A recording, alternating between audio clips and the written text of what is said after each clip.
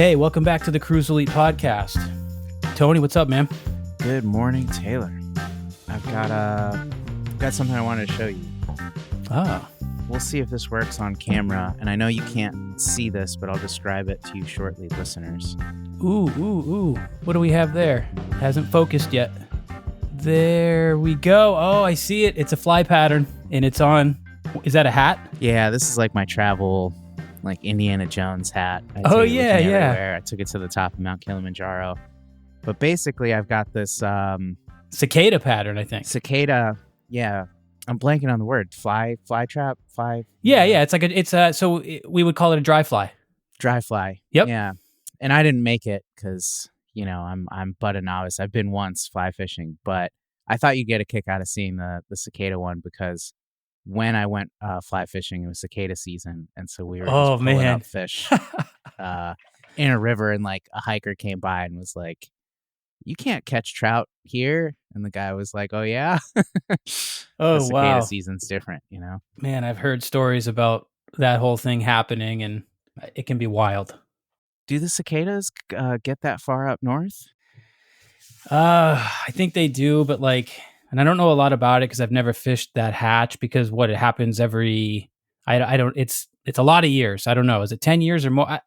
I don't even know. So it's something that's like, I don't think about it often because we don't have that opportunity often.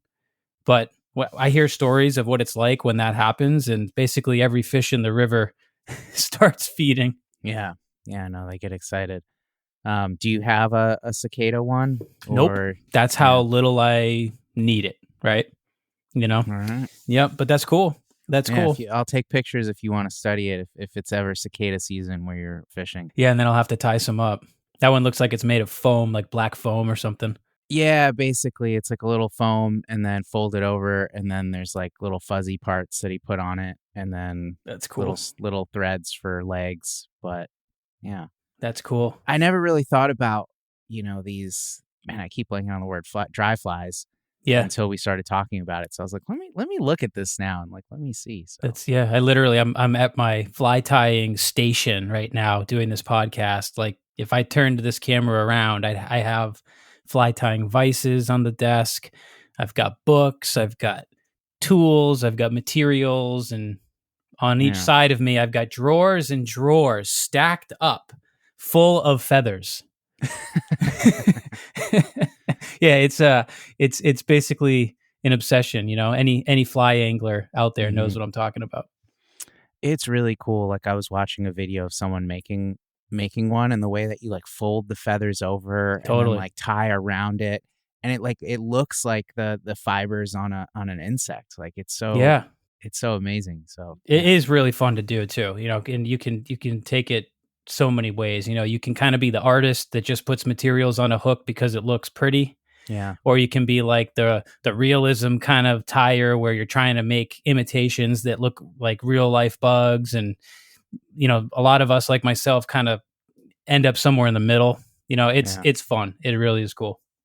Yeah. I imagine it's like kind of zen too, because you're like working with your hands and your fingers and like focusing on totally that like tactile creative process. Yep. Yeah, for sure. That's cool, man. How have you been? I've been good. This was a really interesting morning for me. So my wife and my daughter had some errands to run early, and my daughter had a doctor's appointment, and that's like an hour south of here. And so my wife just attached some other errands to that whole trip, and so they're gone right now. And so that's pretty unusual for us. So I've been like meandering around the household. Honestly, this is like the first time in 4 years that I pretty much was by myself, in the morning. And so like, man, I had to check what time this podcast was like 5 or 6 times.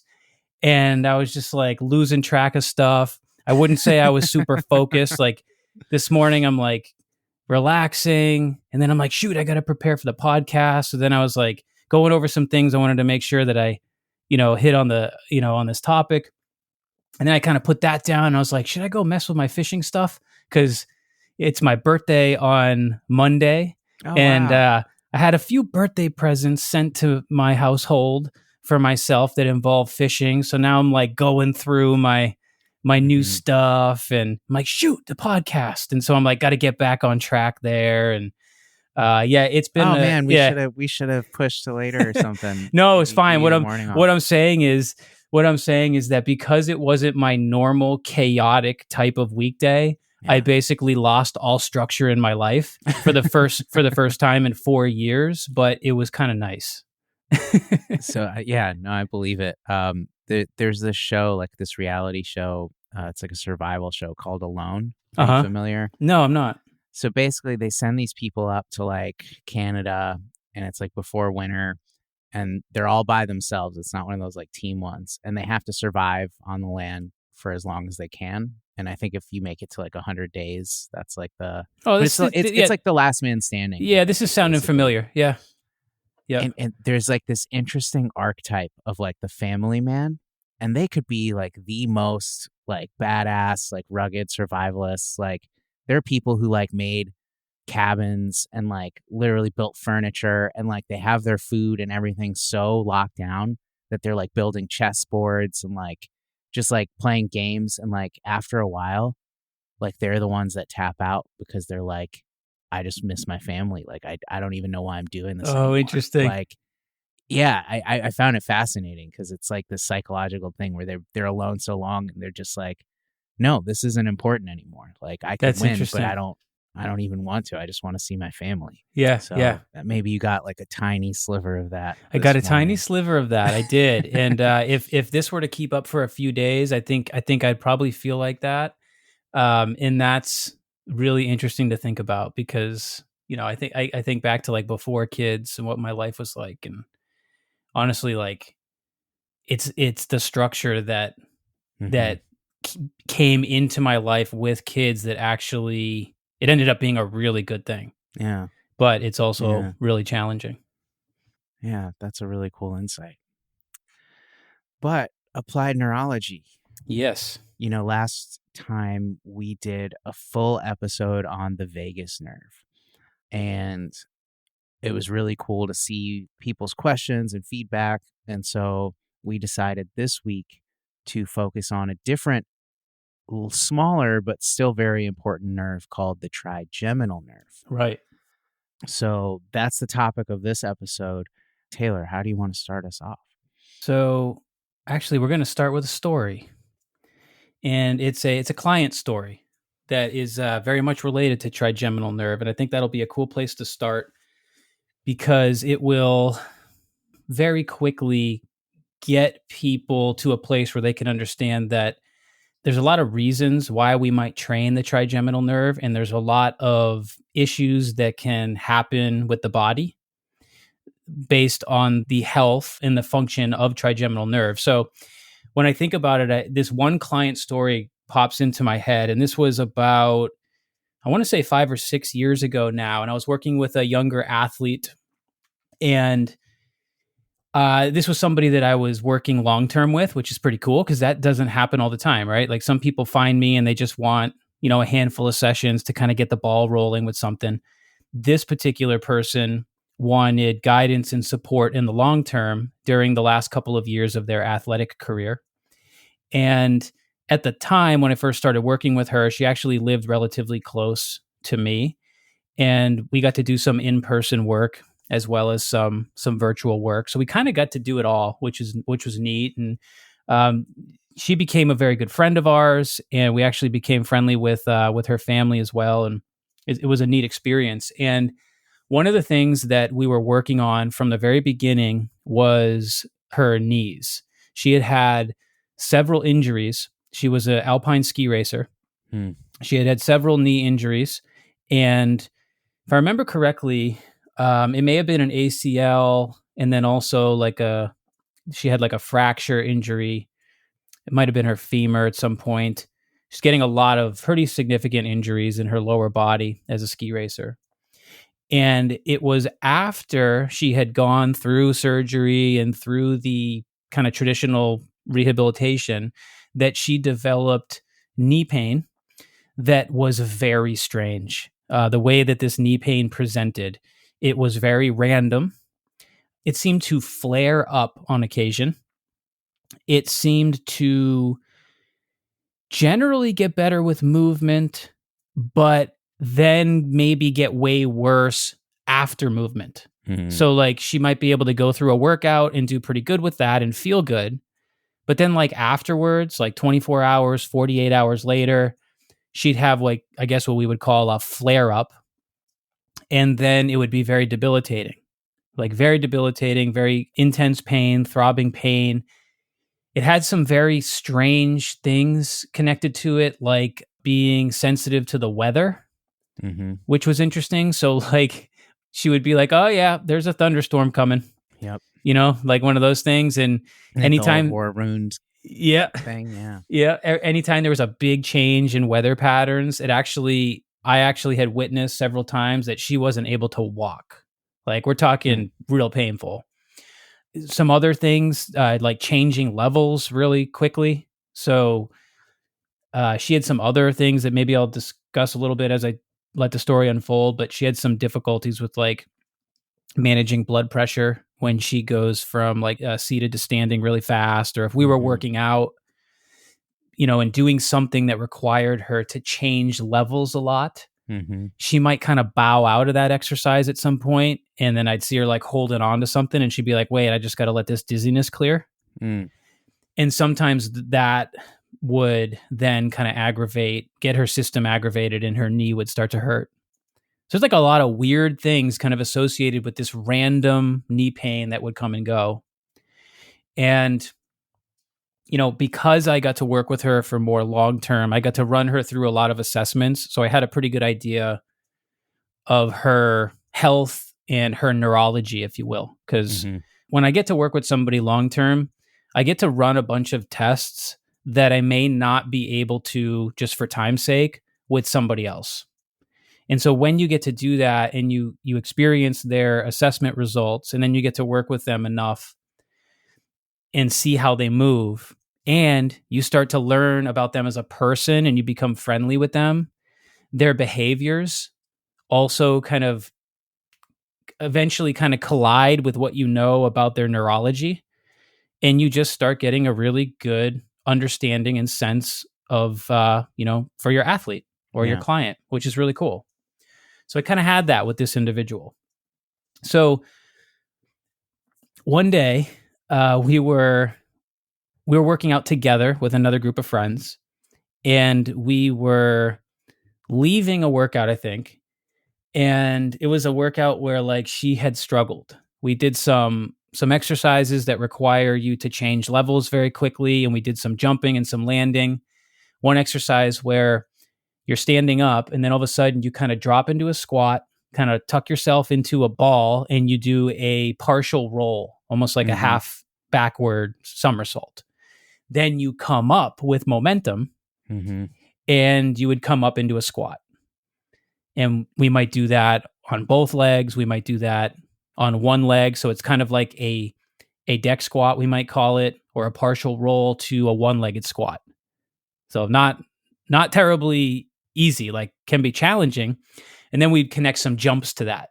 Yeah. So it'd be like deck squat, come up, and then boom, like big broad jump or something. I'm just thinking Jackie Chan, you know? Yeah, I mean, that's literally, it's ninja stuff. So she was struggling with that. Her knee was starting to act up on her, and she couldn't really do the jumping and the landing, and she was kind of more afraid of the landing. And so, you know, it was one of those she kind of left the workout with her head down a little bit, I think. So we're walking back to the car in the parking lot, and there were some, they were either ATVs or they might have been snowmobiles at the gas station right next to where the parking lot was. And there was this like horrid stench, like, you know, like fumes from the engines. Okay. And it was like kind of a mixture of like exhaust and gasoline. And, you know, it's one of those things like when you're close enough to that, like you don't want to smell that. Like, you know, it's irritating. So you're kind of like holding your breath as you walk by. Right. So I'm like I don't really think anything of it except for like, okay, I'm going to hold my breath as I walk by because I don't want to smell this. And my friend there / client goes, "Oh, that's such a nice smell." And I was like, "What? Are you talking about the exhaust and that gasoline?" And she's like, I love the smell of gasoline. I've loved this smell basically my whole life. And I was like, are you crazy? And we just kind of laughed about it. I kind of filed that into my mind and ran it through my neuro filter, even though I wasn't telling her that. So might have been the next week, we went to another workout together. And this particular workout involved a lot of one-legged squats, which is something that you do a lot with alpine ski racers. And she was having trouble with them. And I happened to have all my neuro tools because we were doing a private session together after this workout. Mm-hmm. So I had all my stuff with me. Okay, I got like this little fishing tackle box that I carry around with all these neuro gadgets in it. And I had all of my stuff in there for testing sense of smell. But I also had this really interesting little vial that had ammonia in it. Mm-hmm. And so there's different, when we test different nerves, one of the things we might test is sense of smell. We might do that with a variety of different types of odors, right? I might have a little vial of coffee, vanilla extract, cinnamon, that kind of thing. And I also carry this little vial that has a big red X on it to remind me not to open it and get it on myself because it's ammonia. So it's a pretty intense irritant. And the reason I carry that around is because sniffing ammonia, I don't mean like sniffing it so it goes up into your sinuses, but like I mean like taking a whiff of it is actually a test for the trigeminal nerve. And we'll talk about that in a few minutes. So she told me she loved the smell of gasoline. And in my mind, as I ran it through my neuro filter, I said to myself, oh, she's telling me she likes a nasal or a sinus irritant because that's what that was.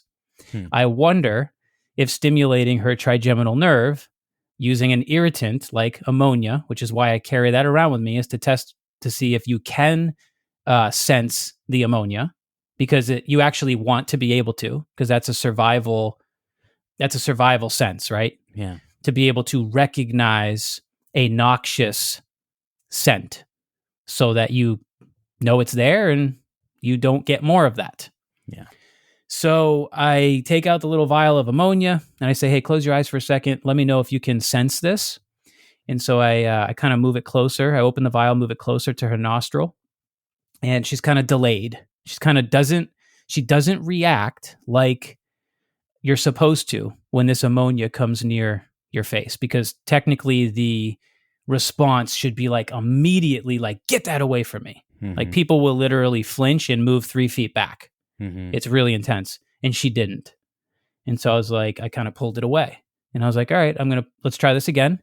Her eyes are closed. I move it in closer. And now I'm kind of like swirling it around her nostril, pretty close to her nostril.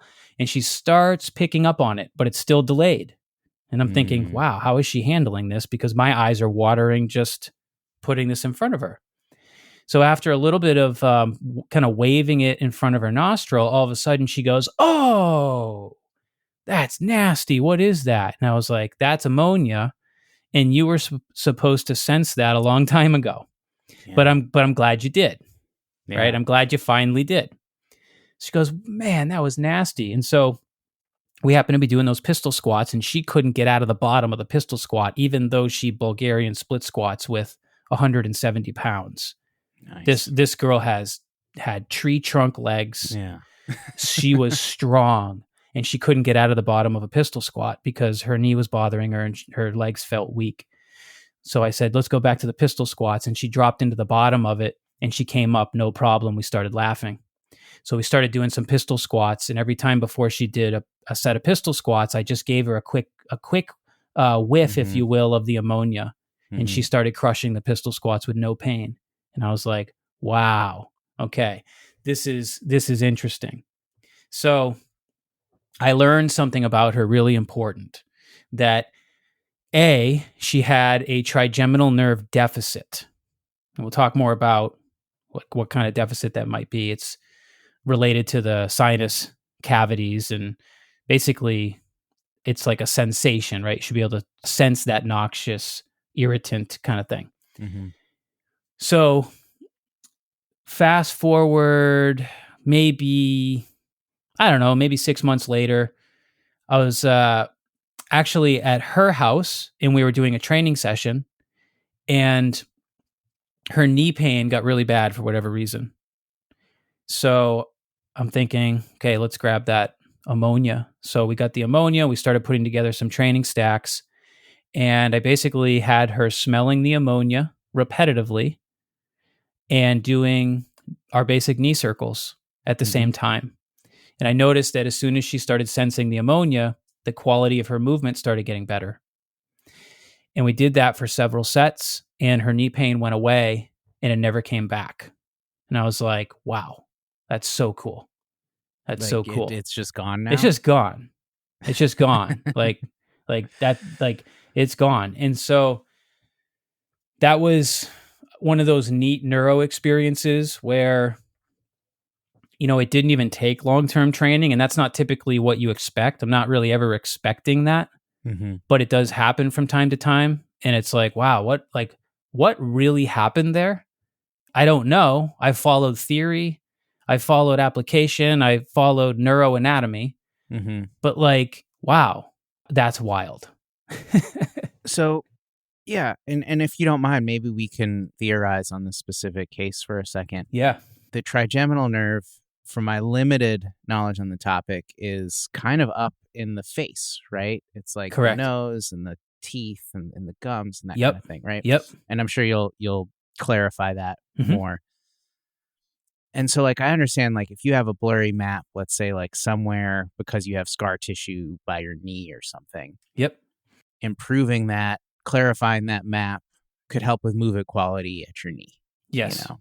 How are we drawing a connection between the trigeminal nerve and her knee pain?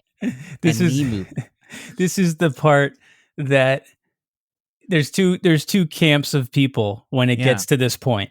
Okay. There's the people who automatically get super excited about the fact that you can draw connections from knee pain to the trigeminal nerve if you know neuroanatomy.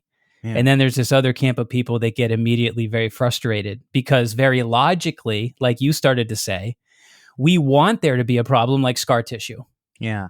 Because we can think through that very easily. It's like, hey, scar tissue is maybe preventing movement. Okay, maybe it's creating a blurry spot on the proprioceptive map. And that's all true. Like that, those are all possibilities. But why the heck can we have somebody sniff an irritant, right, and activate trigeminal nerve and then see pain go away and never come back, right? And this is where the neuroanatomy and understanding it gets really fascinating. So let's go through a little basic anatomy first, and then kind of circle back to what may have happened there.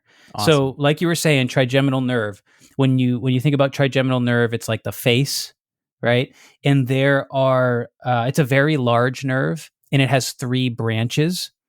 The trigeminal nerve is both a sensory and motor nerve. So what that means is part of it supplies the skin for feeling different sensations. And then part of it also supplies motor functions. So think muscles. So it's both sensory and motor. So when we look at it to understand its sensory functions, there's a lot to know.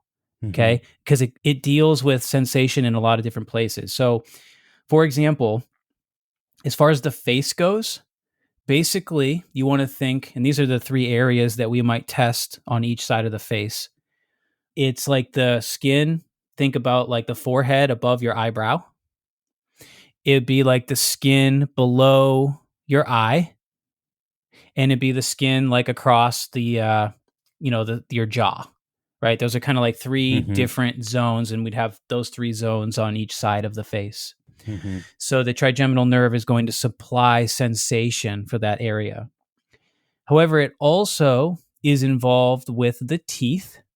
So all your teeth are involved with trigeminal nerve, as well as your nasal sinuses. Okay. And if you remember back to our vagus nerve podcast, we talked about this interesting thing called the meningeal branch of the vagus nerve. And Basically, trigeminal nerve is similar because it provides some sensory innervation to the connective tissue covering of the brain and spinal cord. So this is that meningeal area. So basically what that means is the connective tissues deep in your skull are also supplied by trigeminal nerve. And depending on kind of what you read, like some sources will say it's more like the anterior 2/3 of the cranium. Other sources say it's the posterior, and other sources say it's kind of overlapped. So we're just kind of thinking connective tissues that are located, in that meningeal area that essentially protect, right, the brain. Okay, so that's a lot of locations, right, for sensory innervation. So that's sensation. Now, motor, think muscles. So this would be like your masseter muscles and your temporalis muscles. So for our listeners, if you were to take your fingertips and put them on your face on each side of your jaw and you make a biting action, your muscles for chewing, right? That big one called the masseter, if you clench your teeth together a little bit, you're going to feel the action of that muscle on each side. That's your masseter muscle. And if you take your fingertips and you place them up kind of above your temples and you do a biting action again, just kind of clenching your teeth, you'll actually feel that there's muscle there that then kind of pops out, right, on each side. That's your temporalis muscle. Didn't know that I chewed with my forehead. You chew with your forehead. Yeah, you chew with your forehead. And it's interesting. In fact, just when you said that, I'm thinking about my awareness of that really changed when I got that dental work done. Oh, yeah. Because for those couple weeks where my head felt like it was in a vice, basically what was happening is my temporalis became so tight that it felt like it was crushing my head.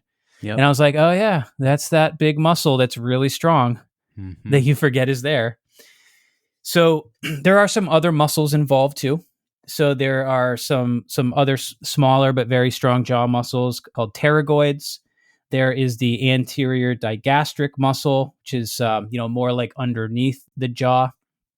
And there's an interesting one called the mylohyoid. And then even more interesting set of muscles called the tensor tympani, if I'm saying that right. It might be tympani, something like that. And that one is actually going to be interesting to talk about a little bit, Tony, for you, because I know you're so into the sound stuff. Yeah. But that's actually some small muscles that help with the dampening of vibratory type sounds. So you've got basically when there's like loud sounds and that comes through as vibration and kind of moves bone, there's muscles there too that help to dampen that sound. So it's an interesting function associated with trigeminal nerve that might bring some light to some of these other kind of sound sensitive type issues that people might complain about when they get trigeminal type complaints, if you will. I had never heard of these muscles, but I'm immediately grateful for them because of mixing in small clubs with really loud subwoofers. I'm sure that I'm sure that my body needed to do some dampening in some of these settings. Yeah, you can think about it as like eardrum dampening, right? Yeah. With vibration. It's actually something you can test too, and I can explain that here in a couple of minutes. So, as far as trigeminal nerve goes, both sensory and motor, man, that does a lot of things, and it's involved with a lot of important survival-based things. And anytime you have a nerve that involves survival-based actions, it is really important, and your brain is always going to prioritize it. And what you see with that type of a nerve is that it usually has a very widespread effect on, global health and movement. Okay. So we're almost back to making a connection about that weird thing with the knee, right? We got to go a little deeper. Okay. So we've covered, the job of trigeminal nerve, both sensory and motor functions, and we've covered kind of the locations that are important. So now we're going to go a little deeper. there are 3 different nuclei at the brainstem level that are associated with trigeminal nerve. And this is some really important anatomy that starts to at least build a case for why so many things can go wrong with your health beyond just a movement dysfunction when the trigeminal nerve is not doing its job properly. Okay. The reason being is that these 3 different nuclei at the brainstem level basically are involved in processes, and based on their location, it's widespread throughout the entire brainstem. So, for example, we have one of them kind of at the more top portion of the brainstem called the mesencephalic nucleus. And so if you were to look at a picture of the brainstem, you've got 3 different divisions of it. So the uppermost division is sometimes referred to as the midbrain or the mesencephalon. And then below that is the pons. And then below that, the lowest portion of the brainstem is the medulla. So we've got the midbrain, the pons, and the medulla. Midbrain top, then working down, pons, medulla. And so that mesencephalic nucleus for the trigeminal nerve has to do with basic proprioception / movement. So when you move your jaw, and let's say when you chew, that proprioception and that accuracy that you need for bringing your teeth together, right? Because that's actually, we take it for granted. We don't think about this because it's kind of very reflexive. But think about this. This is wild. Chewing food or speaking, right? Your occlusion, right? How your teeth come together has to be so perfect that you don't bite your own tongue off. I mean, if you think about that, we've all made a mistake where we bit our tongue, right? Or we bit our lip, right? And that happens every once in a great while. Okay. The accuracy that's needed for fine motor control of moving your jaw and making sure that you also don't bite your teeth together too hard that you damage them. Like we take these kinds of things for granted because we generally don't think about them because we have neurologic circuitry that helps us do those things, and it's becomes very habituated. So the mesencephalic nucleus up in that midbrain has to do more so with that kind of proprioception and movement. So anytime we move our jaw, that part of the brainstem is becoming active. As we look in the pons, we're going to have both muscles and sensory type of things going on. And particularly the biting, the muscular contraction of that masseter and that temporalis that we talked about, that's going to be thought of as more of a pontine type of stimulus. And also certain types of sensory stimuli are going to go to the pons. Things that we call dorsal column sensations, that's going to be more like light touch, and vibration would be an example there. So if I lightly stroke the skin on your face, or I take a vibratory tool of some kind, put that on your face somewhere, you're going to feel that sensation. That's going to be like a big pons activation. Okay. And then last, as we look at that last nuclei, it's the spinal trigeminal nucleus. Okay. And this one kind of descends into and past the medulla and into the upper cervical spinal cord. Okay. So now we're actually past the brainstem, we're into the actual spinal cord, which is pretty unique. And this area has more to do with pain and temperature sensations. Okay. So why is this important? This is all, neuroanatomy, things that we know about the trigeminal nerve. Why is this important? Because when you look at the brainstem has a lot of roles.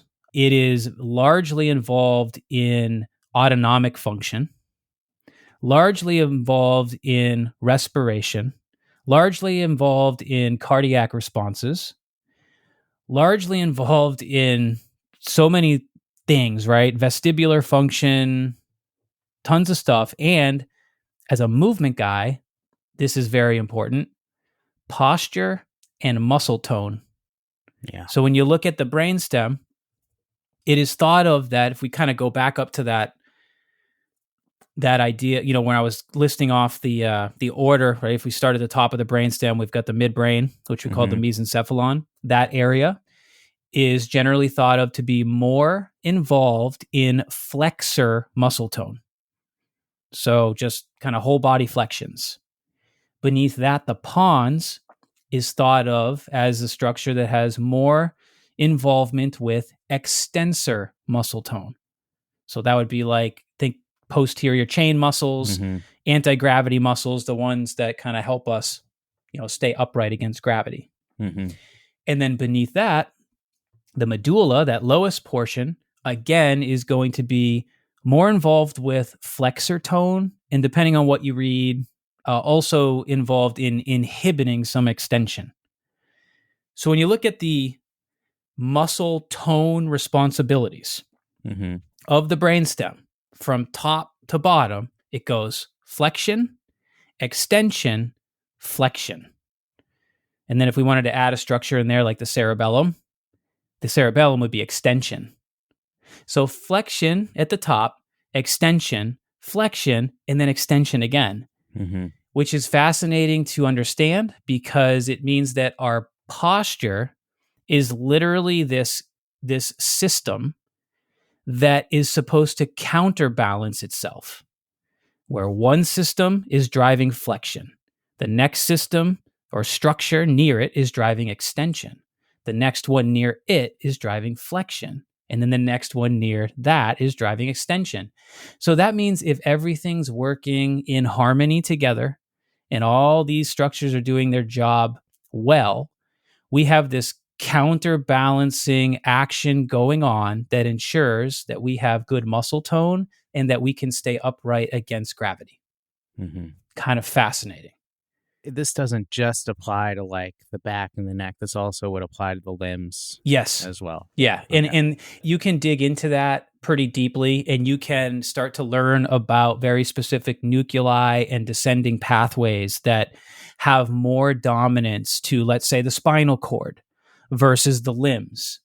But just kind of when we think about this kind of more globally, there's relationships to both the midline, the spine, and limb function, because a lot of these descending pathways are involved in reflexive function for gait cycle, another human survival thing, right? Walking and running.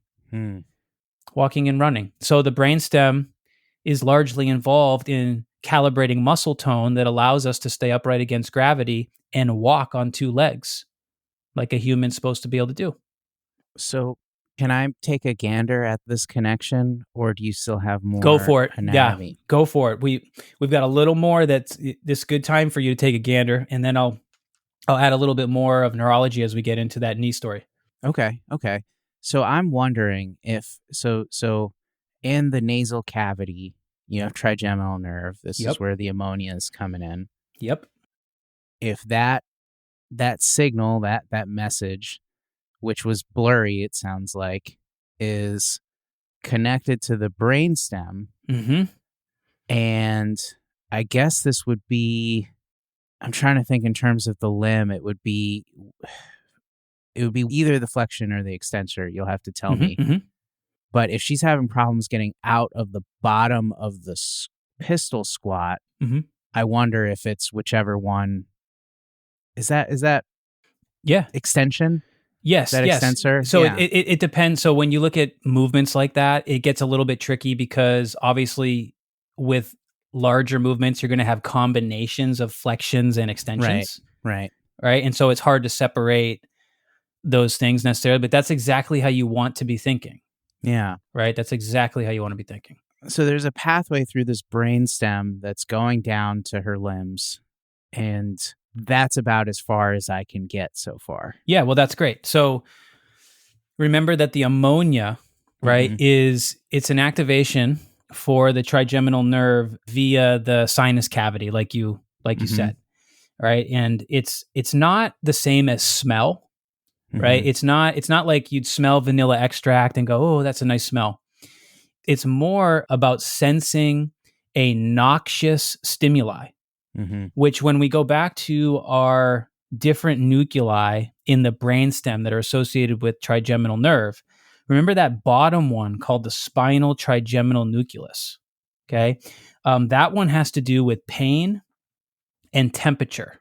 Yeah. And so because the noxious part of, sensing the ammonia is similar to sensing pain, because it's a nasty kind of crude sensation, if you will, then it's likely that smelling the ammonia is going to activate that spinal trigeminal nucleus.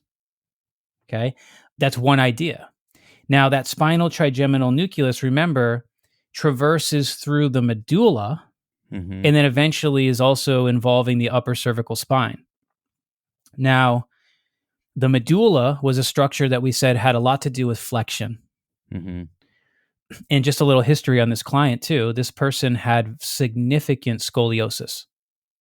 Okay, so in fact, her scoliosis was significant enough. Now she avoided surgery as a young person, which is great, and she was doing a lot of movement work to improve her health and her posture and the health of her spinal cord.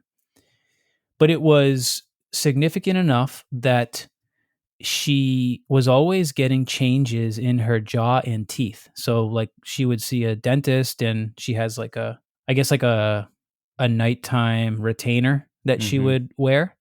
And her dentist is always saying, man, your teeth have changed position again. All right. So she got a lot of constant changes in literally her structure. Scoliosis, when it's intense, is quite a beast. I mean, it's quite a beast. If you think about, all the things that the spinal cord is involved in.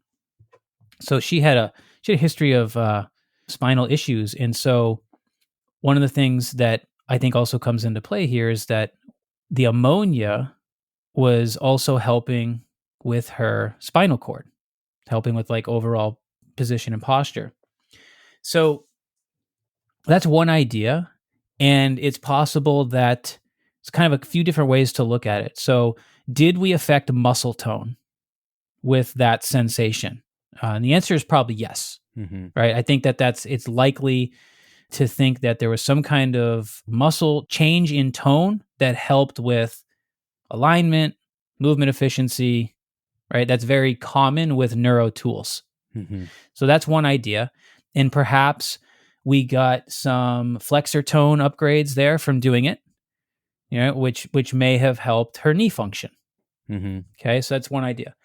We could have got some improvements in the spinal cord, right? Particularly that upper spinal cord, which also could have played an interesting role there as well, maybe with posture and position. So it's kind of how you think through that. Now, could it just be that she has a trigeminal nerve deficit and she has knee pain resulting, as a result of an old injury and old surgery? And remember now, at this point, this was chronic knee pain. Right. Because, all her tissue damage that she once had was healed. So she was having a pain output, but there was no problem. And usually when you see presentations like that, what you're seeing is a threat bucket that's too full, right? Maybe it's a map clarity problem. Sure. Right? Maybe it's lots of different factors coming together, and then the nervous system, the brain and the nervous system is creating this output of pain, even though that pain is not a representation of damage at this point. So is it possible that we found a long-standing cranial nerve deficit with her, and we gave her trigeminal nerve the missing sensation that it needed, and then through kind of a map clarity type of process, that could also help with her improved knee function and getting that knee pain to go away. Yep. Right. So, what's the answer? I don't know. I don't really ever know. Yeah. I'm just sort of using, these ideas and this anatomy to guide the decisions that we make. And here's the thing. Had I not done neuro testing on her, I would have never known to approach it through trigeminal nerve. Mm-hmm. And she had tried all the stuff. She had tried the foam rolling. She had tried the fascial techniques. She had tried, the physical therapy exercises, right? She had done all the things, but the knee pain wasn't getting better. We followed her assessment outcomes to learn something about her trigeminal nerve, and that's what gave us the tools and the idea to use that nerve to help with her knee pain. And that's why neuro is so cool, right? Yeah. You don't have to have a direct biomechanical relationship in order to help somebody. Mm-hmm. And that's, again, this is where it gets dicey for some people. You have to be able to think past mechanical stuff. Like, mechanical stuff still matters, but you have to be able to think past that and then understand these different neurologic structures that are helping to control muscle tone. And, it's interesting to think about too, because remember how I mentioned that athlete had weird pain patterns, like revolving around like strange weather patterns and changes in blood pressure? Mm-hmm. Well, if you look at the brainstem, there's a lot of autonomic function is coming from the brainstem. That's why it's so neat to look at the brainstem and the different nuclei. Mm-hmm. Because just by using the things that wire together, fire together kind of mentality, if you find a problem somewhere, like a trigeminal nerve deficit, you can, in essence, activate other things near it and potentially improve that problem. So it works kind of on a two-way street. You can also have, let's say, a trigeminal nerve problem that then affects your autonomic function, like blood pressure. Mm-hmm. Right. So then you start asking questions, like, as you start to learn more about the person, you're like, oh, wow, is she actually having difficulties with autonomic support when she moves and changes levels? And is that related to this trigeminal nerve stuff? Right. So it's so cool to think about neuroanatomy like this, because all of a sudden you get to see the whole picture and you can start making these connections, and you follow your assessment outcomes, and it will lead you to working on these certain areas. And then over time, what you generally see is a lot of things start to get better. Yeah. And this is a really great example. And it really clicked for me on why these assessments are so powerful, because, like you said, the impulse is to follow whatever biomechanical or even neuroanatomy connection you can find. But in this case, you didn't say, oh, like she's got blood pressure stuff, maybe it's the trigeminal nerve. You noticed that she smelled the gasoline and liked it. Right.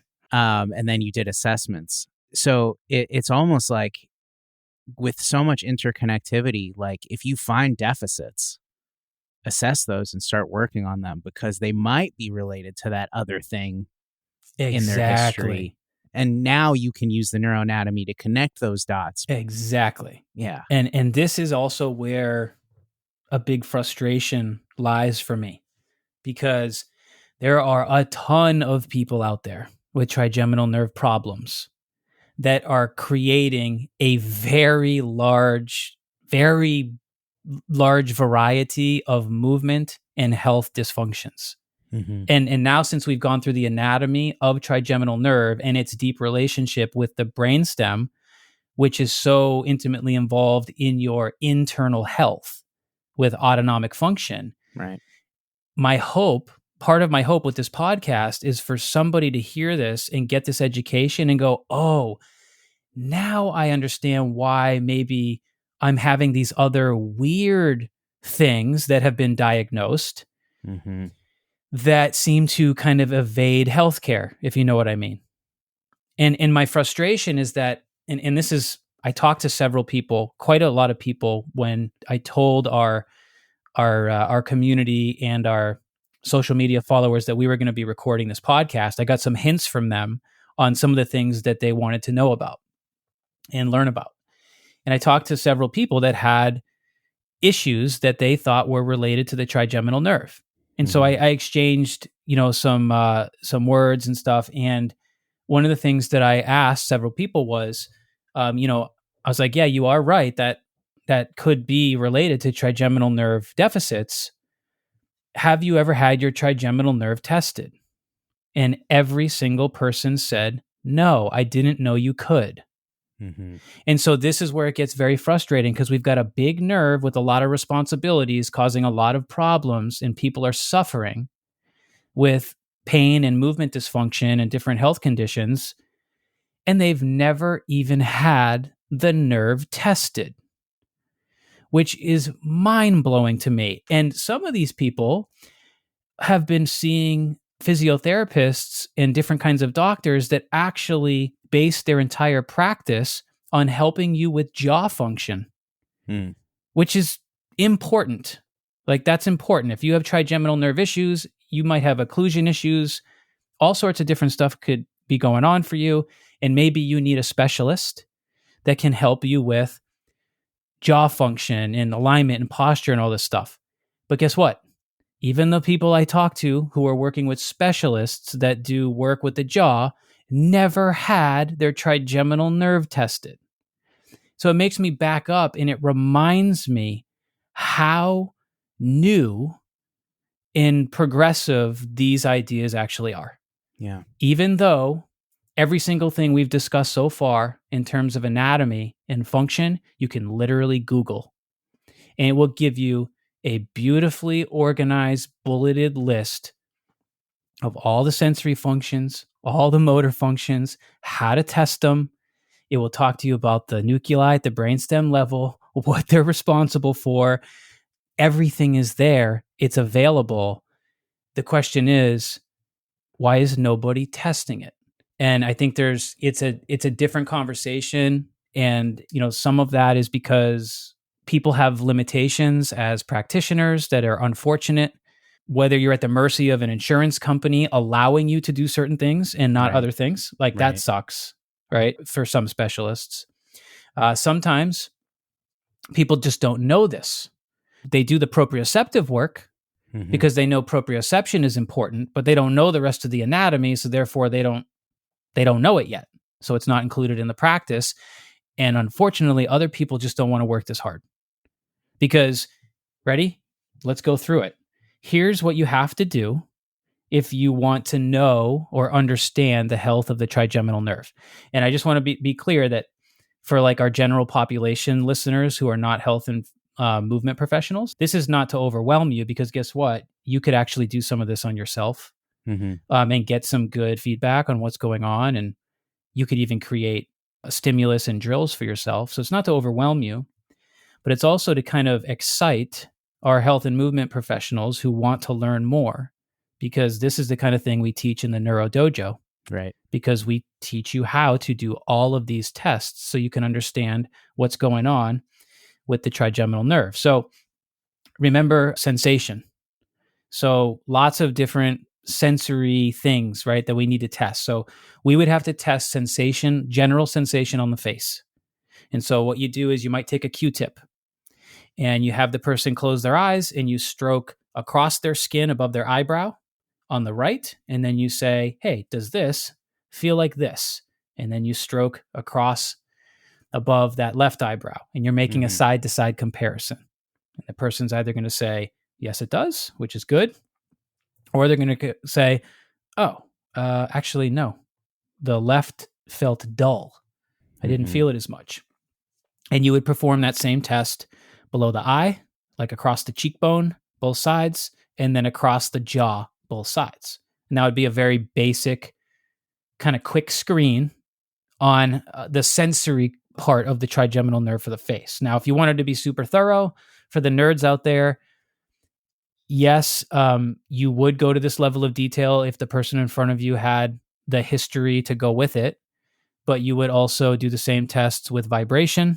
You would do the same tests with what's called 2-point discrimination. Yep. You would do the same thing with warm sensations, cool sensations, and even crude touch, where you're taking like a pin and you're just kind of, pointy. You're poking at them and saying, hey, does this feel like this? Or is this sharp? Or is this dull? So there's a lot of different sensations that you could test there that might make sense depending on who you have in front of you. And it would just start with basic proprioception or basic sensory of like light touch. Mm-hmm. So we'd have to test the whole face. Now, guess what? There's also a sensory part that I forgot to mention. Sensory on the anterior 2/3 of the tongue, which is an interesting one. Oh yeah, and there's a huge connection between trigeminal and vagus, right? Because Yeah, in a sense, yes. Too. Yep. And the vagus is going to be involved in some other locations on the tongue. Mm-hmm. But yeah, exactly. So just another cranial nerve that has something to do with the tongue. And in this case, it's sensory on the anterior 2/3. So does that mean that feeling something on the anterior 2/3 of your tongue can become a training drill? Well, oddly enough, yeah, and that's what it means. It also means that you could lack sensation there, couldn't you? And then you could have a deficit, right? So that's just another area we might test. So nasal sinuses we covered with the noxious type of smells. It's not smell, but that's the easiest way to describe it. You're sniffing something noxious. So those are all things that would have to be, you'd have to cover those bases to understand the health of the sensory part of the trigeminal nerve. And you might find deficits that are different side to side. You'd have to do the same thing with motor now. So you'd have to test the function of the temporalis muscle, the masseter muscle. Simple screen there. What I have people do is I'll roll up like a napkin or give them something that they can bite between their molars on one side. And then I'll have them bring their teeth together and clench. And what you do is you actually put your fingertips on those muscles and you have them repetitively make a clenching action. And what you're trying to do is feel the activation of the muscles, both the masseter, and you would do the same for the temporalis. And you're looking for a symmetric feeling activation where you feel movement happening underneath your fingertips. And it's the same. And you're also palpating the muscle. And if you feel that one side is squishy and the other side is not, then what you have is a trigeminal nerve deficit at the motor level. Mm-hmm. This is actually something that I had early on when I first was getting this test done on me. I think it was my left side was a little squishier than my right. Okay, is that when you're chewed down and like the muscles have contracted? Yeah, so when you're clenching. Mm-hmm. Yeah, when you're clenching, you should feel that the muscle is nice and firm and developed. Mm-hmm. And if you feel one side that's spongier than the other, it could indicate that you have a little bit of a motor deficit on that side. And it's very common to find. Yeah. Very common. Now you do the same for up at the temporalis as well, which is you can experience the same thing where maybe one side's not activating as much. Sometimes you'll feel that there's a difference in timing with the activation, where when you clench, one side will kind of stick out and contract faster than another side. Mm-hmm. So it just becomes asymmetric. And that's a very kind of fast screen that will help you understand some of the motor functions of how those muscles that are supplied by trigeminal nerve are working. And that's something that is very fast, easy to do. And there's other ways to test some of these other smaller muscles that we went over. And the one I wanted to mention is that tensor tympani, something like that. We'll have to ask the Latin scholar. Yeah, exactly. And this one's interesting. You take a tuning fork and you have the person close their eyes and you basically just, boom, you hit the tuning fork. And of course it starts to make that vibratory sound. Mm-hmm. And then you tell your client in front of you, you go, hey, I'm going to first ask you if you hear the sound. And so you hit it and you put it near their ear. And then I'm going to basically cancel the sound by taking my hand and then grabbing the tuning fork so it's no longer able to vibrate. Mm-hmm. And you say to them, I want you to tell me when you can no longer hear it. And so you go bong and it starts vibrating and you put it near their ear and they go, okay, yeah, I hear that. And then you go, tell me when you can't. And you go whomp and you stop it from vibrating. And somebody who has good, healthy, function there is going to go now, right at the moment that you cancel out the vibration. And somebody who struggles with that it's going to be delayed. And even though you've canceled out the vibration, it might take them a second or two to go now. So Weird. yeah, it's really weird. And you'd be surprised. Like I've seen that several times. Yeah. That is a test that I generally don't do unless I'm really if I really feel like I have to go to a higher level of detail because the person's coming to me with a long history of trigeminal stuff. Yeah. I'm going to test that. If you're coming to me as a general fitness client and you're just complaining of all the stuff that everyone else complains about, I'm not doing that yet, right? It's kind of like something I do later if I need to. But it's an interesting one. So yeah, that's that dampening of vibration in the eardrum. So I actually remember having one person that had a long history of stuff, lots of ear, nose, face, concerns, and they were like 2 or 3 seconds late on sensing that. And it's interesting when you read about this a little bit. Like part of the thought behind it is that so we're kind of designed to be able to dampen sounds coming from a naturalistic environment. Mm-hmm. And if you compare our environment now to something more naturalistic, we have a lot more sound stimulus in our life, Mm-hmm. a lot louder sound stimulus, a lot more explosive and abrupt types of loud sound stimulus. Sometimes A lot more bass too. Yeah, A lot yeah. more rumbly. Yep. Yeah, Low frequency. Yeah. Yeah, there's a lot there. And I just wonder if that's, that kind of plays into why people might develop issues with this sound dampening reflex, because it would be a lot easier to dampen naturalistic sounds from a natural environment because there's not going to be very many like super loud, explosive type things. Yeah.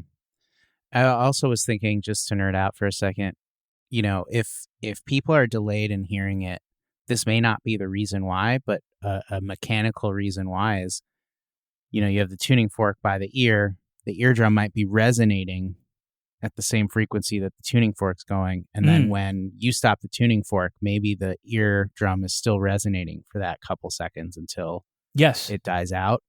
Maybe that's a mechanical reason and not just like a neuron firing reason. So if that's the case, I'd be curious to try different frequencies. And I imagine lower frequencies would take longer to die out than higher frequencies. Oh, that's interesting. Wavelengths, but I could be wrong. Well, you're the sound engineer, man. Well, I'm not the applied neurologist. So. I just hit the tuning fork, and in fact, I've got my tuning forks color coded. I haven't had them out in a while, and I even forget what frequency is my go-to on that one. I'd have to look, but I usually just grab the color. But that's an interesting thought.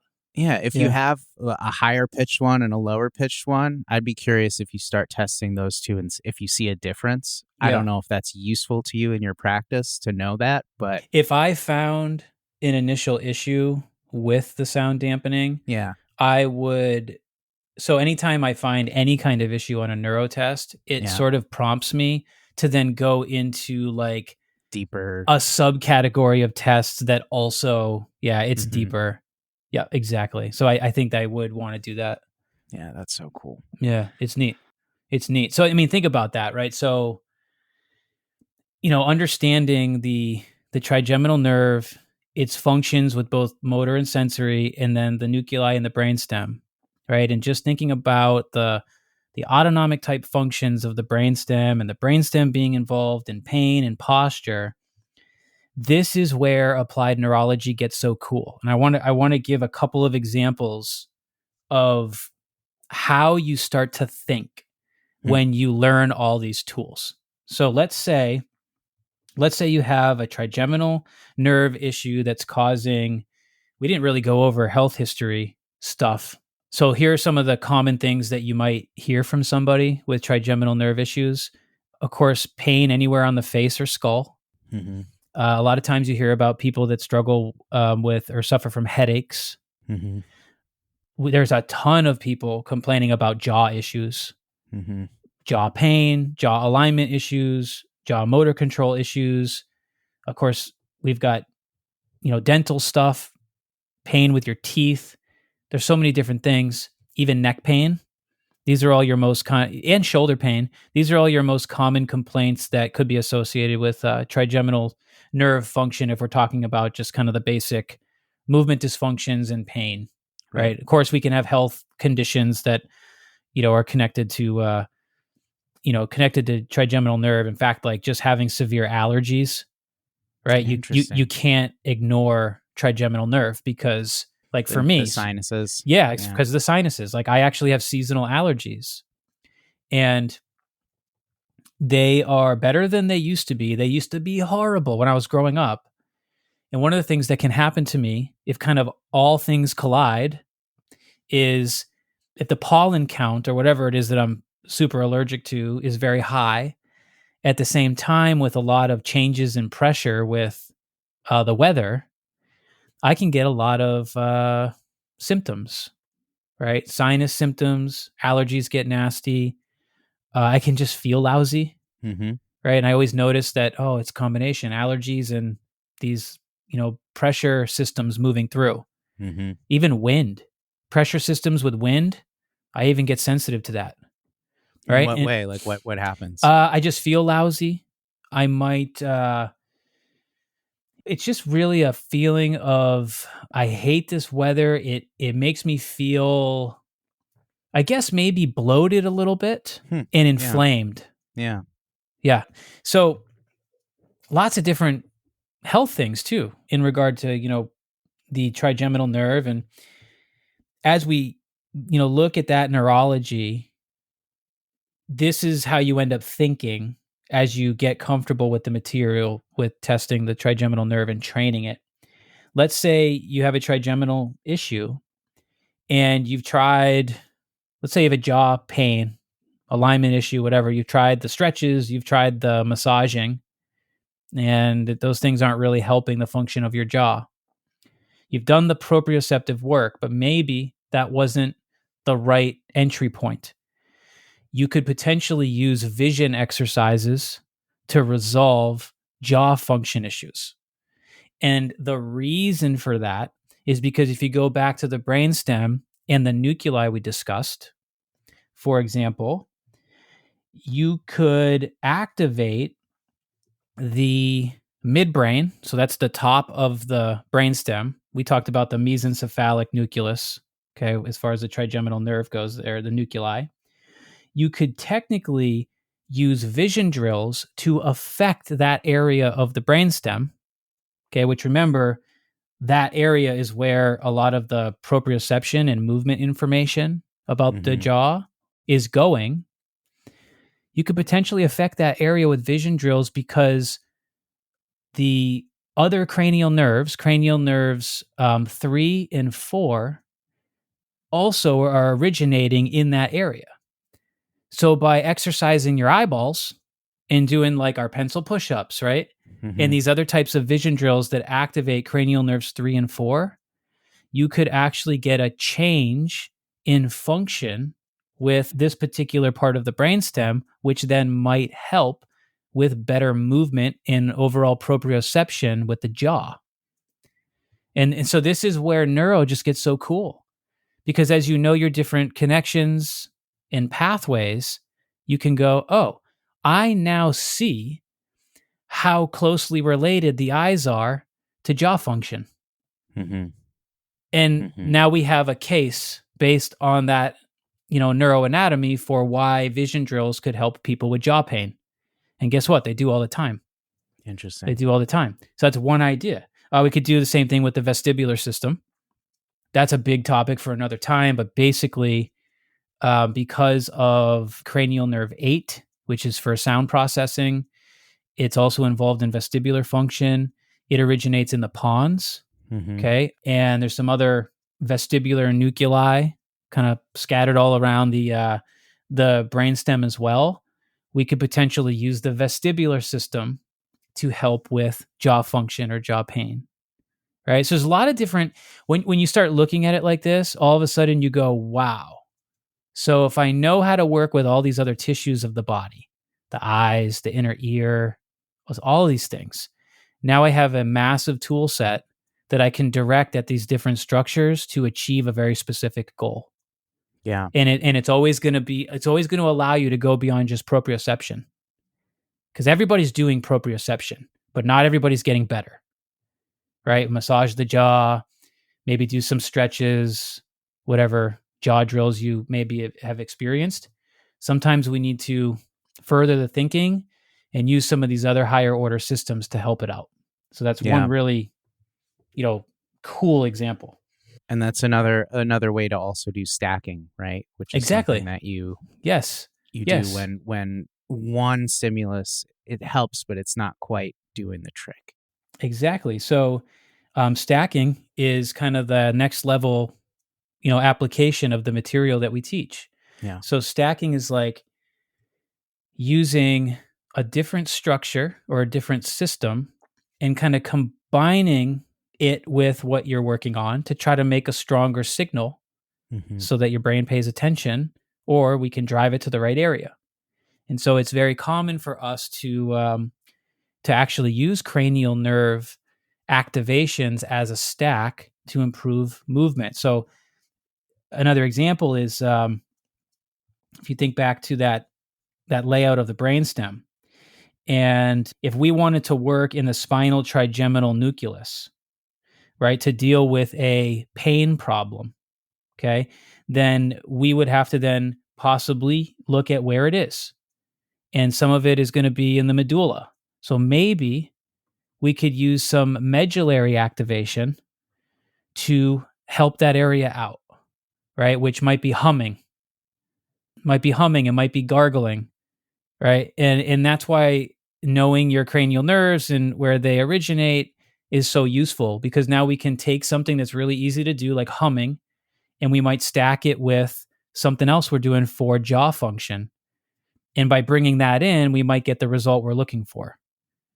So it's really interesting when, we were talking about joint manipulations, but generally, like, your points of entry, like if it was the elbow or something, like there's a point at the wrist and there's a point at the shoulder, and like, you can kind of go up and down again biomechanically and kind of figure out where these different points of entry are. Mm-hmm. But in these cases, your points of entry are the different cranial nerves and like the brainstem, and that's really cool to think about, because it's not something that I think a lot of like fitness kinesthetic people are thinking about. Like, we're Right. thinking about our legs and our muscles and our bones, and Exactly. not so much these areas of the brain that also connect.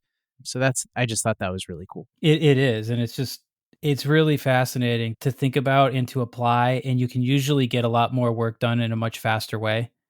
So like, let's say you have a flexion based movement problem, Mm-hmm. whatever that might be, maybe lifting your leg, right? Hip flexion Mm-hmm. is painful. Okay. So the person who hasn't yet studied applied neurology, they might say, okay, well, we're going to stretch your hip flexor. Okay. And maybe we'll get something out of that. Or they might say, we're going to strengthen your hip flexor, Mm-hmm. right? So working on basic proprioception. And maybe that doesn't get the job done either. Right. So I come along and I go, oh, your hip flexor is giving you problems, or that motion. And then I think and I go, okay, what structures can I activate to improve flexion? Yeah. And one of the first places I think about is the brainstem, because of its involvement in muscle tone. And so then I immediately go, oh, I can work in the midbrain or the medulla. Here, try these pencil push-ups. How did that work? Oh, okay, we improved a little bit. Here, try gargling water, because now we're working in the medulla. Oh, boom, there you go. Your pain's gone and your range of motion is better, right? That's how that's how it works all the time. Yeah. And it's crazy, and it never gets old as many times as I've seen it work. I've got one good post going right now on Instagram. So I like to try to come up with some themes to help people out with common problems. And one of the things that's not talked about basically ever is how to manage chronic inflammatory issues with some of this information. Kind of comes back to the vagus nerve, right? We talked about the vagus nerve and being an anti-inflammatory pathway. So I've got a post going right now where I've encouraged people that have inflammatory-based pain symptoms that kind of flare up to try gargling liquid Mm-hmm. for time, like kind of make it intense. Start out with like 3 bouts of gargling, and then retest your movement and your pain and see how you feel. And then if that is helping you, then that could become a practice that you put into action more, where now you're working on more, you know, intensity, frequency, that kind of thing. And I'm starting to get some comments now from people who are like, this is unbelievable. Like, I've been in agony with my wrist pain. Like, one lady was saying she woke up at like 2 a.m. and her wrists were throbbing, because that's often how inflammatory pain is. Yeah. It's terrible. It wakes you up at night. You get these pain issues. And she said she started gargling because she saw the post, and within 10 minutes, her wrists were better and she went back to sleep. There's a lot of cool comments coming in. One person was like, I just did this like 3 times, and my knee pain that has been completely stubborn and I've never been able to like find something to help it, it's gone. Like, my knee pain's gone. And so what we're doing there is what we've been talking about here. Like, when I create these themes, because I've experienced these results with other people, I go, okay, so let's help some people out there with chronic inflammatory pain. How could we do that? All right, well, let's activate their medulla. Well, how can I do that in an Instagram friendly, easy way? Yeah. Well, I'll just have them gargle water. Yeah. It's just like, it's cool. And gargling water, it's both accessing the trigeminal nerve through the anterior tongue, which is getting back to the brainstem, right? But it's also possibly activating the parasympathetic system through the vagus nerve, because it's in that back of the nice. throat. Nice. Yeah, you're turning into quite the neuro trainer here. So I probably wouldn't think of it as a very strong trigeminal stimulus comparatively to what's happening with some of the other cranial nerves, vagus nerve being one of the big drivers of that one. There's a few other cranial nerves that originate in the medulla as well that would be dedicated to motor functions of the tongue. Okay. So gargling water and the motor functions that are involved with that, as far as the tongue go and the throat muscles, is a very strong medullary activity. Yeah. And so we're getting vagal stimulus at that point. The medulla also is very much involved with autonomic functions. So just blood pressure, stuff like that. So it's not out of the question that if you do that kind of thing with enough time and intensity, you can start to get some changes, like you said, in the sympathetic nervous system that could result in less pain and better movement. Yeah. Kind of to bring this around. Yeah. You mentioned several points of entry for the trigeminal nerve, and these are places that you can target to improve function or activation, right? Yes. You've talked about vision drills. You talked about cranial nerves. You talked about massage, although you I think that's more common knowledge, so you didn't spend a ton of time on that. Are there any other points of entry or drills? Yeah, thank you. That people can do that can help with the trigeminal nerve if they suspect it? I got a little lost there in the nerding out, and I've got no worries. The last thing here on my list here is talk to them about drills. Oh, awesome. Do like teach them what they can do. So basic proprioceptive drills, the ones that I like, right, are going to be mobility and motor control drills that you can do with your jaw. And my belief is that every person should be performing routine maintenance to their jaw. The same way that if you're a health and fitness enthusiast, shoulder mobility is important. Hip mobility is important, and you're probably doing something to make sure that you maintain the mobility you have, or maybe you're seeking out more. The jaw should not be any different, right? Because of the importance of trigeminal nerve, based on everything we discussed today, it should really build a strong case for why it should be one of your priorities for your mobility work. It's a midline structure. Guess what? Anything in the middle is very important. So, mobility drills for the jaw. They're all simple, but they're hard to do for a lot of people. All you would do, the whole basic series goes like this. If you bring your teeth slightly apart, you want to be able to, from a nice long spine position, so good posture, you want to be able to take your bottom teeth and you want to be able to move them forward, so like an anterior glide, and backward, like a posterior glide. So if you do that, I'm kind of doing that right now, where I'm moving through a full range of motion. That's important, right? We need that movement. And so that would become a mobility drill. Same goal as all of our mobility drills. Move through a full range of motion, do it with control, stay out of a painful range of motion if you need to. Make the range of motion smaller. Okay, so we've got anterior posterior gliding. Now, after that, we have lateral gliding of the jaw. So again, your teeth are apart, you're kind of level, like on a tabletop, and you're going to take your bottom teeth, and you're going to slide them all the way to the left and then the right. Right? And the goal is gliding the jaw back and forth, right and left, and doing it at a full range of motion with control. This one is very difficult for some people because what will happen is there'll be a big clunk and people will complain of alignment issues. If you feel the big clunk, what that really is an increase in speed, like abruptly. And we say speed, whenever there's speed, there's need for motor control. And so people don't have that motor control. So if that happens, your job is to really slow down, even if it takes you 20 seconds to move through a 2-inch range of motion without the speed and the clunk taking place. That's okay because you're training your motor control now, and that is a part of the map that you didn't have. Okay, so we've got anterior posterior glides, we've got lateral glides, and then that turns into circles. So keeping your chin on a tabletop, if you want to think about it like that, you're going to make your circles in that same plane of movement. I'm not talking about a vertical circle where now your mouth is opening wider. I'm talking about keeping the jaw on the tabletop and creating, as I'm doing it here, that nice circle using a full range of motion, moving slower than you want to, and making sure that it's clean. And once again, if you find any ratchety spots with that circle or any, areas where you get the clunk, then those are the areas you want to really slow down and then figure out, or move with more intention.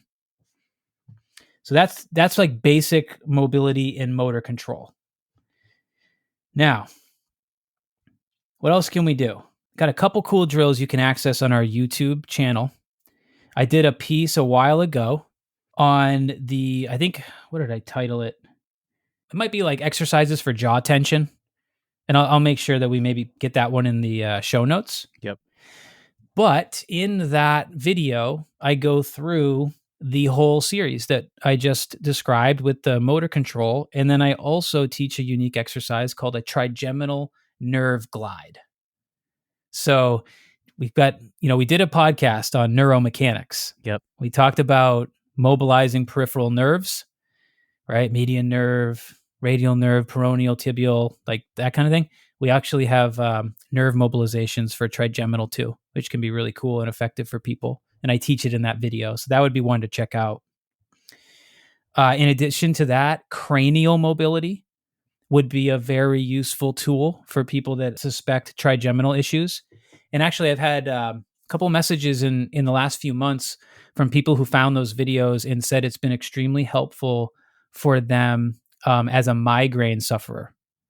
They've been doing some cranial mobility drills. And one lady recently DM'd me on Instagram saying, for the first time ever, I'm noticing way less tension in my neck and my head.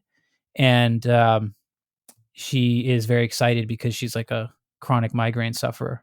Yeah. So cranial mobility drills. I've got one on YouTube as well. I teach them as well on Instagram. Great tools. And, remembering back to our conversation about the connective tissues of the cranium, having some sensory innervation from trigeminal nerve, that may be why they're part of the reason why they're so effective for that kind of an issue, jaw pain, headaches, etc. Yeah. Last on this list here is just sensory stimulation. So let's say you do a little sensory test on yourself. Does this feel like that? Right? At the forehead, at the below the eye, across the jaw. You might find that you have a very blurry spot in your sensory map. And just creating that missing sensation and maybe combining it with some of the motor control drills that we discussed might be a really good drill for you. Yeah.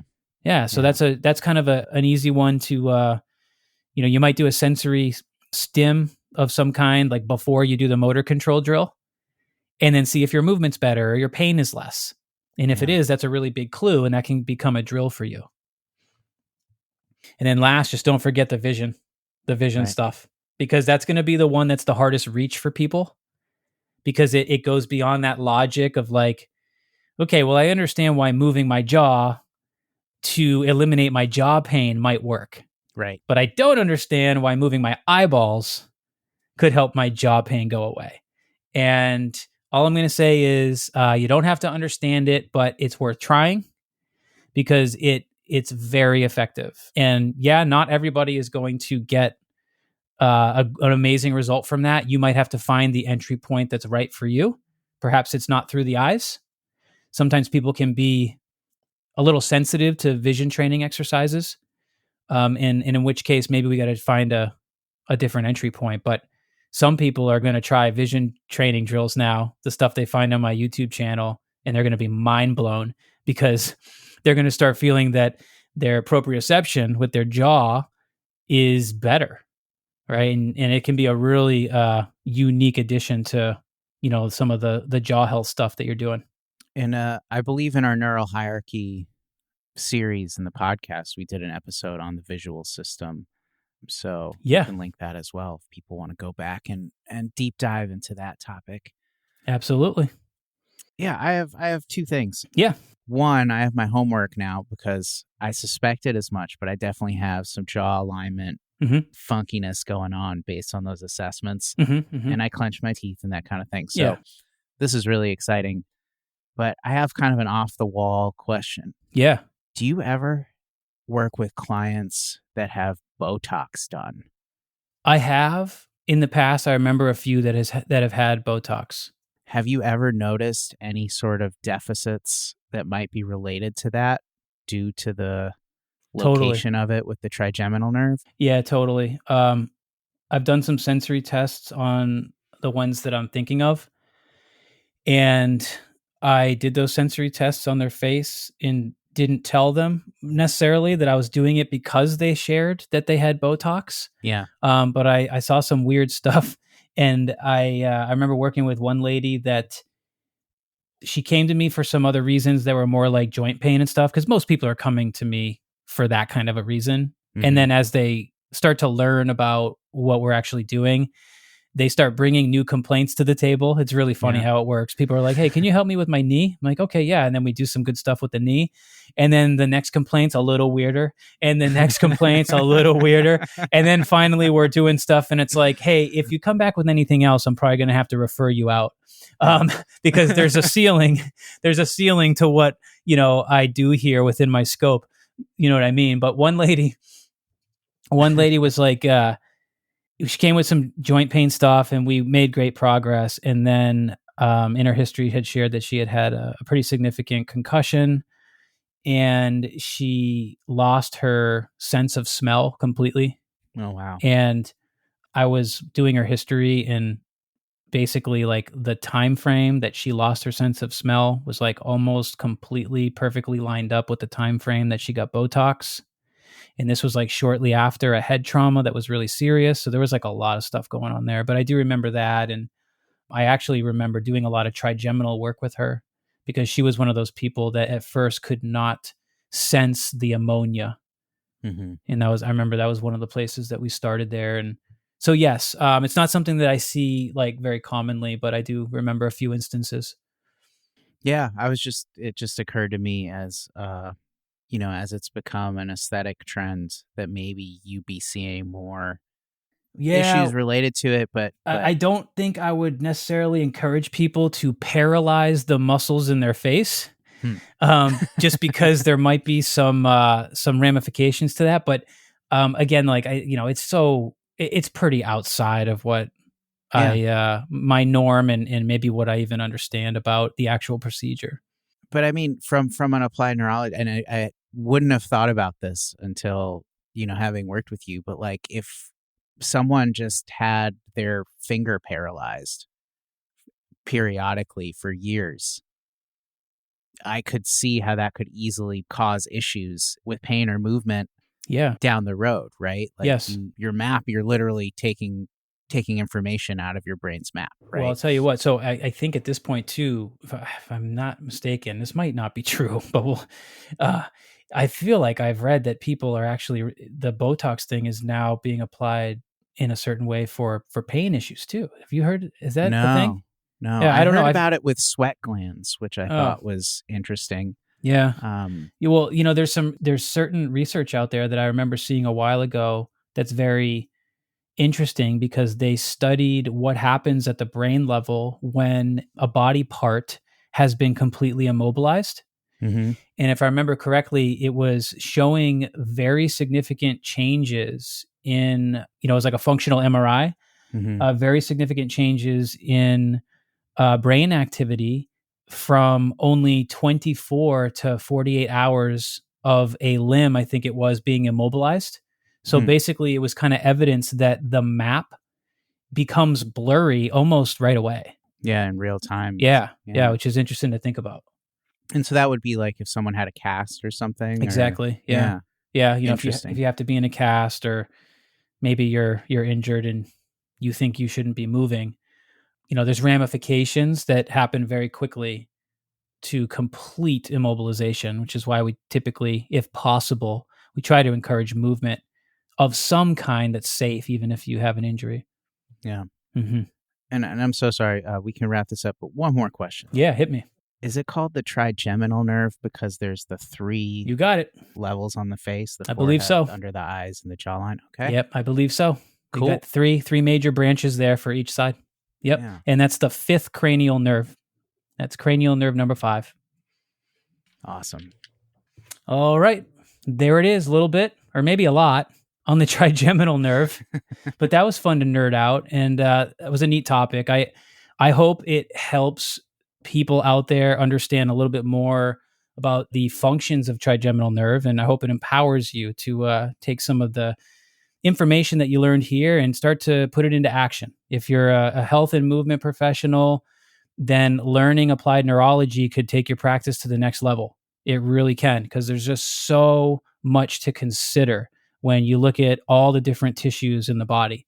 And if you're just a fitness enthusiast, right, and you're trying to learn something about how to help yourself, even if you don't go too deep into the neurology that we talked about, and you just focus your attention on the practical tools, like the motor control work, the vision exercises, the vestibular exercises, and everything that we talked about, a lot of good things could happen for you if you have any kind of trigeminal issues. So I hope you keep searching that out, and make sure that you check our different platforms, Instagram and YouTube for sure, because on YouTube, that's where I share more of the details in terms of how to do the exercises.